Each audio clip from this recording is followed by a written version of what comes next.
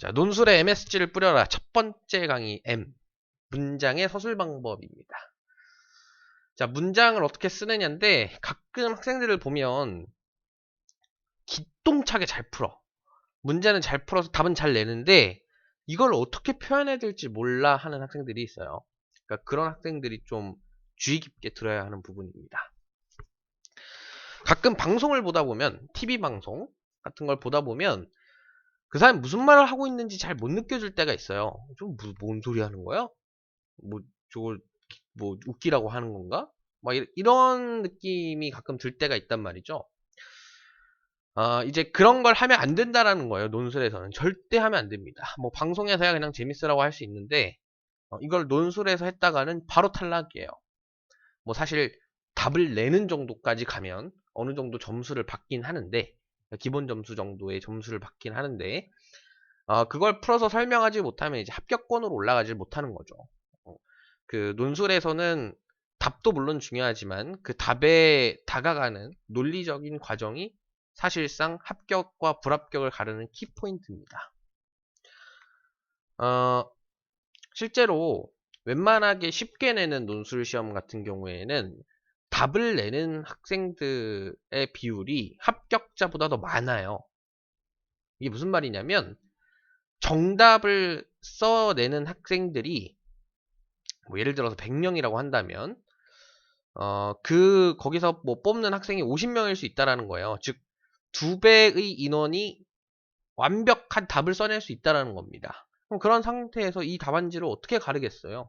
당연히 얼마나 더 논리적으로 잘 썼느냐, 이런 걸로 이제 판가름을 한다라는 거죠. 이제 그런 부분에서 좀 이제 그 점수를 더 잘 받아서 합격하기 위해서는 이 문장 부분에 조금 힘을 실어서 공부를 해주셔야 됩니다. 물론 이제 문제조차 잘 못 푼 학생들 같은 경우에는 이제 좀 문제 개념이나 이런 쪽에 좀 더 치중을 해서 공부를 해주셔야겠죠. 그래서 이제 무슨 말을 하는 중인지를 자기가 잘 판단을 하고 자기가 정확하게 원하는 방향대로 논리적인 서술을 해야 한다. 요게 이제 문장에서 얘기를 하는 거고요. 그 다음 개요짜기를 할 때 굉장히 애매하게 개요를 짠 학생들이 있어요. 그리고 개요를 짜서 막 이렇게 뭘 써놨어. 뭐 A는 뭐 어쩌고 B는 어쩌고 C는 어쩌고 이렇게 써놨는데 이런 경우도 있어요. A랑 B는 비슷한 얘기야. 그래서 이어질 때 뭐 그러므로 이렇게 이어져야 되는데 반면에 뭐 이런 표현을 쓰는 경우가 있단 말이죠. 그러니까 A에서 B로 넘어간다는 그 사실 때문에 그 사실 하나만으로 반면에 이런 표현을 써서 넘어가는 경우가 있어요. 이런 거는 말이 안 되는 거예요. 논술에서는 정말 엄청난 마이너스입니다. 그러니까 이런 거 절대 하시면 안 돼요. 그래서 개요를 짤 때 조금 구체적으로 이 A가 의미하는 게 뭔지, 이 B의 문장이 의미하는 게 뭔지, 이 C의 문장이 의미하는 게 뭔지, 내가 이걸 왜 써놨는지 이런 것들을 조금 더 구체적으로 써 주실 필요가 있어요. 됐죠? 그 다음에 글씨 쓸 때 제발 자기가 쓸 수 있는 가장 좋은 글씨체로 쓰세요. 제발. 막 날려 쓰지 말고. 시간 없다고. 그 다음에 가장 또 많이 하는 실수가 뭐냐면 존댓말 쓰는 거예요. 이렇게 된 것 같습니다. 이런 것 같습니다. 이렇게 생각됩니다. 아닙니다. 논술은 일종의 뭐 논문이랄까요?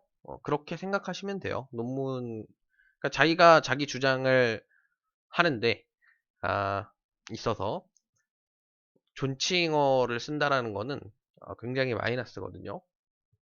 그래서 이런 부분은 뭐 물론 채점할 때 이제 반영을 해서 그냥 뭐 웃으면서 넘어갈 수도 있겠지만 그렇지 않을 수도 있습니다. 얘는 무슨 글 쓰는데 무슨 존댓말 쓰냐? 치워라. 채점 안 할 수도 있어요. 그쵸? 최대한 변수를 다 줄인다는 측면에서는 문장을 서술할 때도 꼭 존칭어를 배제하고 써주시는 게 좋습니다. 됐죠? 이 부분에 대해서 이제 지금은 수학 논술이긴 하지만 수학 논술 문제를 푸는 걸로 문장의 서술에 대한 부분을 테스트해 볼 수가 없기 때문에 인문 논술 쪽에 뭐 어떤 지문이나 이런 걸 토대로 연습을 한번 좀 해볼 거예요. 문장을 써보는 연습을. 물론 어떤 배경 지식을 요하거나 제시문을 깊게 읽어야지 쓸 수 있는 글은 아닙니다만, 이제 어떻게 글을 써야지 상대방을 설득할 수 있고 논리적으로 얘기를 할 수 있는지에 대한 부분을 집중적으로 첨삭을 받으실 거예요. 그래서 이 부분들은 물론 이제 수학 선생님들도 보겠지만 국어 선생님들이 좀 붙어주셔서 같이 봐주실 겁니다.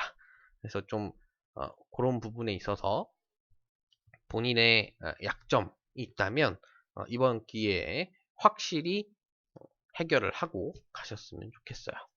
됐죠? 여기까지 하겠습니다.